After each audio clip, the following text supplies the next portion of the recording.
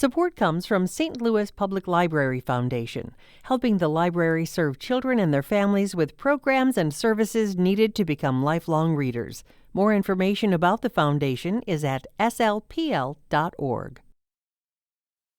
This is St. Louis on the Air from St. Louis Public Radio. I'm Elaine Cha.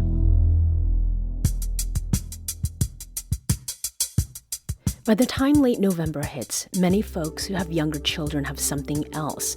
A collection of crayoned or painted pictures about summer vacation, miscellaneous fall-themed paper crafts, and maybe a flyer about a winter concert featuring tuneful songs and dance presented in the grade school cafeteria. These examples of student-made art, learned or created in school, may seem like a given in early childhood and elementary education. But access to arts education over the past 3 decades has been on the decline, according to a 2021 National Endowment for the Arts report. The COVID-19 pandemic brought about real changes and challenges to investment in arts education as well. Phyllis Pasley is Executive Director at Missouri Alliance for Arts Education, and Colleen Fitzsimmons-Wiviott is the founder of Start with Art. They join us now to talk about ways that investing in arts education benefits students both in the classroom and out in the world. Colleen and Phyllis, welcome to St. Louis on the Air. Thank you. We're glad to be thanks. here. Great to be here. So Phyllis, I'd like to start with you. What is arts education, and how does it compare with the description in the introduction? I think it compares favorably with the description in the introduction. When we talk about arts education at the Missouri Alliance for Arts Education, it encompasses both music, visual art, theater, and dance. We are also working to increase our support for media arts because that is one of the fine arts listed under the Missouri Learning Standards for Fine Arts. And what is media arts? Media arts is actually a combination of both visual art content and many times involves performing arts as well, and then usually also technological aspects of recording, media of audio recordings, video recordings, that sort of thing. Sure. Now, Colleen, as an educator who works with littles, what forms does arts ed take? You know, I think there's a common misconception that students at a very young age can't participate in some of the art mediums that we see in the middle and the high school grades. And I always love to push back on that. You know, with students that I work with who are as young as 3, 4, and 5 years old, we're doing art mediums such as printmaking and sculpture with clay. We're working with found materials. We're working with natural materials. We're using all different kinds of paint. And so I think, you know, students at a young age, they are artists and they can use those disciplines just as any other artist would. And so that's a big part of my work is to make sure that they are using tools as artists. Right. What benefits does that accrue to children? Absolutely. So in the young years, we know from studies that creating art at a young age helps with neural development. It helps with gross and fine motor skills. It helps with critical thinking and problem solving. And all that work is happening in the art room and in those preschool classrooms. It might look like a student cutting. It might look like a student dabbing paint on a piece of paper. It might look like them smushing clay. But all those synapses and they're firing in their brains and they're making connections. And they're also tapping into a lot of other kinds of learning, learning with science and technology. They're learning literacy skills. And so I think there's so much happening in the art room that I know art educators would love for the general public to know, that it's not just smushing clay. There's a lot more happening there. It's more than finger paint. Yes, absolutely. Yeah. Phyllis, you're coming from 30 plus years of being an art teacher before taking on this role with an organization that's looking at art sort of at the state level. Now, from your experience, is arts education, is it arguably more important maybe in middle through high school?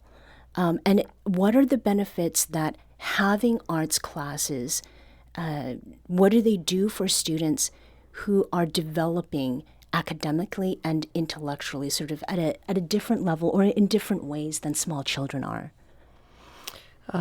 Such a great question. I think that the arts provide so many benefits in arts education. I wanted to clarify, my background is in music education, and I was privileged to be in that position for over 30 years. But the students benefit by gaining in confidence, in experience, in collaboration, in cooperation, in problem solving, critical thinking.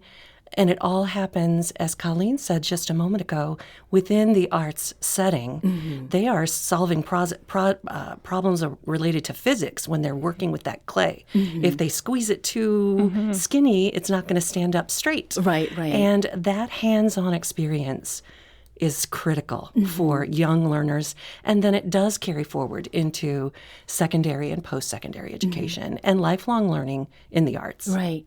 Well, and with music in particular, what is it that music education does for a person who is growing and learning not only how to think and to perform tasks that have to do with school, but outside? I think many music educators, particularly those at the elementary level, are privileged to bear witness to their students growing in their skills and their confidence level. I remember when my kiddos I would always do a kindergarten show because my school was a K-5 configuration. And that first moment of standing in front of an audience for the first time, but they knew their stuff and they knew their friends were going to be with them. They felt part of something larger than themselves. They were doing something that they were ultimately proud of. And one of the things that is invisible that happens both in all arts education is the work that goes on before the show. Because they're there when, we didn't get to this place in time. If you have to go pick up your tambourine, it's going to take this long to get there, so you'll have to leave at this time. And that's mathematics, that's spatial awareness, that is timing, and that is giving them a place to fail and then succeed along with others in their group. So with all of these benefits that you're talking about, Phyllis and Colleen, why is it that arts programming is so vulnerable to cuts, Phyllis? Arts programs are often marginalized when they're looking at prioritization. There are so many demands made on our schools across the board, and decision makers have very, very difficult decisions to make when they're allocating their resources. Some of the funding does come from federal sources, some comes from state sources, but in many cases, a large part comes from the local resources. And if there's only so many dollars to go around and you have to choose, is everybody getting a lunch? Or is everybody going to get their transportation services covered? Right. They're going to make difficult decisions, and sometimes the arts is one of the places that are looked toward. Another thing that is making it easier is some changes in funding for higher education and the availability of teachers to fill roles. Some of my colleagues at the state level have been sharing, they'll get phone calls from districts saying, well, since we couldn't find a music teacher, is it okay if we just don't offer music and we just, offer visual art? We're still doing a little bit in the arts, and maybe we'll have a STEM teacher instead, or we'll allocate the resources in a different direction. And that always makes us very nervous because we want all students to have those opportunities and access to arts education. Colleen, you are nodding. Start with art and the people who have come to you in order to provide their kids with arts education. I mean, what are they telling you about why they're coming to you? And does it have anything to do with the kinds of cuts Phyllis has talked about happening sort of at a district level? Sure, absolutely. I think so. I'm fortunate that I get to work with a lot of different institutions, and I meet lots of different kinds of families in St. Louis. And, this is a very informed generation of parents and caregivers. Parents and caregivers know that the arts are important for their children's development, for their well-being, for their confidence building, and they want to seek out those opportunities. So if they aren't available at their school, even at their daycare, or at their community center, they're looking for opportunities elsewhere. Of course, that comes with a lot of privilege to be able to seek out those opportunities and to be able to pay for them. But I think parents and caregivers they're looking for those opportunities, and that's where I see them. I see them in the museum. I see them at other community centers that I work with. I see them at have a partnership with New City School in St. Louis, and they're looking for those moments of connection for their students. And unfortunately if they can't find it at their school, there are wonderful arts organizations here in St. Louis that are also doing that work. Mm-hmm. We're speaking with Colleen Fitzsimmons-Wiviott, early childhood arts educator and founder of Start With Art, and with Phyllis Pasley. Phyllis is the executive director at Missouri Alliance for Arts Education, and we're discussing the long-time trend in disinvestment in arts ed.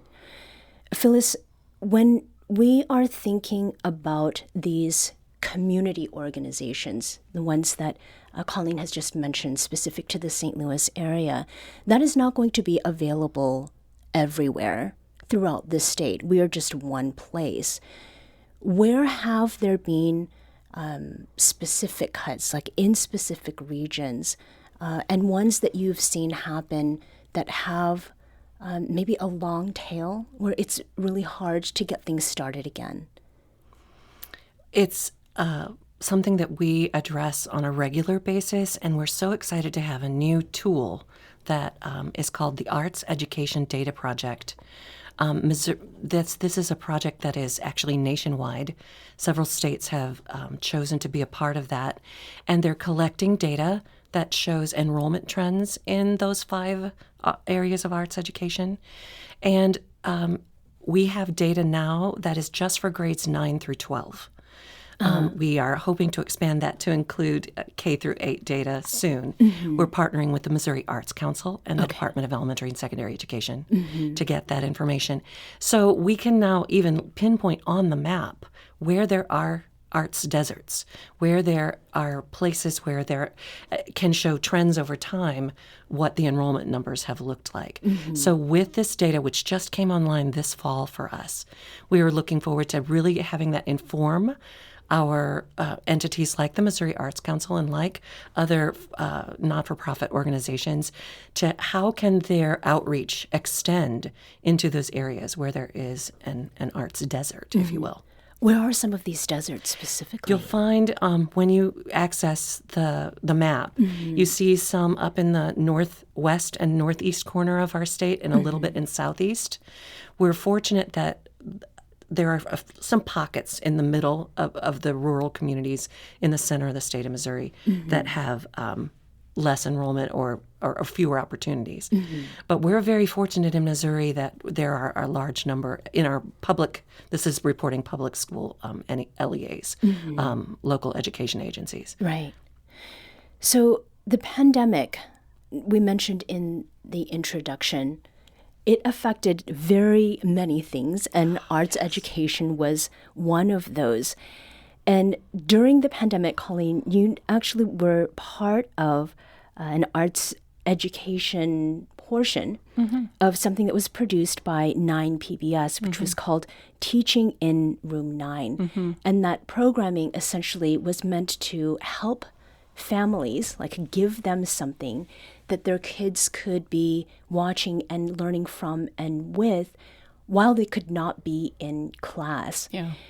Is there anything that you heard from families about what your lessons provided during that period that their kids, even if they were going to school like that, they just couldn't access? Sure. Yeah. So my lessons on 9 PBS were a partnership with the St. Louis Art Museum, and the lessons were geared towards early childhood, but certainly early elementary students as well. And I think what was so special about those was we were using art materials that most people already have in their homes. You know, anytime I started a lesson, I always said the best materials to use are the ones you already have. And that's something that classroom teachers are doing all the time. Despite what kind of budgets they have in their rooms, they're using what they have. And I think that's a great sentiment for arts education because there's so much critical thinking and problem solving that happens when you say, I only have this recycled cardboard. I only have these crayons. I only have some flour and some food coloring. Could I make some paint? Could I make a sculpture with this? Could I do a collage? And so I think that when I heard from families during that time is they really appreciated taking a lens and looking at the things they already owned and how can I use this to create something? Right. How can I make something beautiful out of this? How can I engage my child to think about those materials in a different way? And that's where that really special critical thinking and problem solving is happening. So I found that was a really special part, a bright spot out of that really dark time was hopefully getting people to think differently about tools and materials and what you can do and what you can learn from them. So not just 9, but PBS has an education mission. But in order to put together content like that, there has to be money. Phyllis, how is it that the pandemic affected funding for arts education kind of broadly in Missouri? Big question. When the pandemic hit, I'll just give an example from a theater program at secondary level. They had already committed to paying the rights and royalty fees to do a certain play or a certain musical. Those were not refunded. The thought was that they would recoup some of those expenditures through ticket sales. Ticket sales didn't happen. Right. So it put many programs at a deficit before they could even move forward. Not to mention the fact that typically in a program like that, the funding at the local level is very limited. So teachers, in addition to wearing so many hats and trying to so diligently meet the learning needs of their students, are also fundraisers. They're running out getting local business sponsorships. They are selling candy or cheese and sausage or wrapping paper or whatever it would happen to be to try to supplement their budgets so that they can bring the greatest kind of programming to their students. And there is a challenge also with arts educators themselves, right? Like the numbers of educators who are out there and ones that are coming up in the pipeline? Yes, it's something we're very, very concerned about because a lot of people have an experience with education, and so they think they know what teaching is. Most of the stories that are being told about education right now are not very encouraging people to join the profession. Right. Whether that is the status of teacher pay or working conditions. Teachers are service-oriented folks who are totally committed to ensuring their students receive all the skills and knowledge to be successful human beings. And one of the things that I was thinking about when Colleen was talking is the arts also bring that human element. They allow that individual maker of art or purveyor of art or even if they're curating. One of the greatest pandemic lessons that I saw was find 10 objects in your home and curate them. Love that. And then be able to tell your story. Why did you choose these objects? Why did you place them where you did? And not only is that career education for people that think only arts education is involving the painting of something or the making of something or the singing of something, that it is actually, a producer who is handling all of the details to make sure that things run smoothly. Right. So Putting I'm not sure together. If I answered your question. No, Did that I? does answer the question. Is there a distinction, Phyllis, that you think needs to be made between funding and investment? Are they the same thing? I think that funding deals specifically with dollars and investment deals with more than dollars. And I think it was a study from the Academy of Arts and Sciences that supported 88% of people surveyed believe the arts are important. Yes. But the funding that is allocated doesn't reflect that same sort of passion.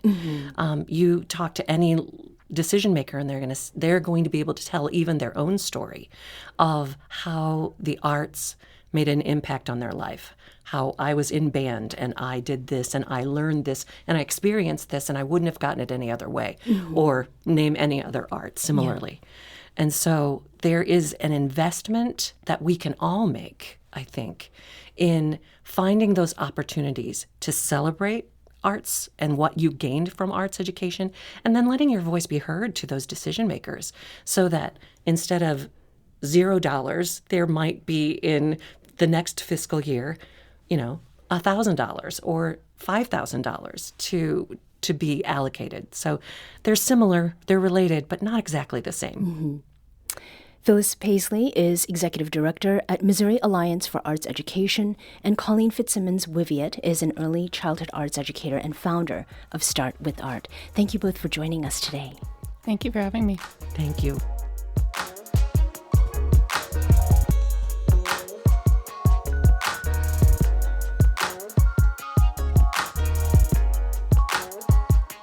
This episode was produced by Jada Jones, with podcast design by Emily Woodbury and audio engineering by our executive producer, Alex Hoyer.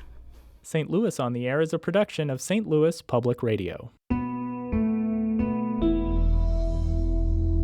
Understanding starts here. Do you find yourself regularly listening to episodes of St. Louis on the Air?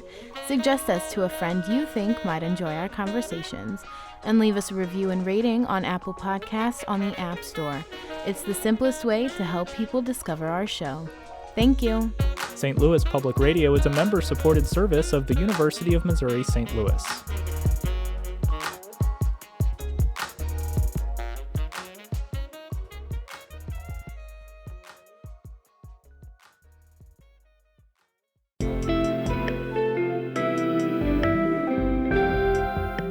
The Gateway brings you the day's news each weekday from around the St. Louis region and the state capitals in Jefferson City. Our schools are accredited.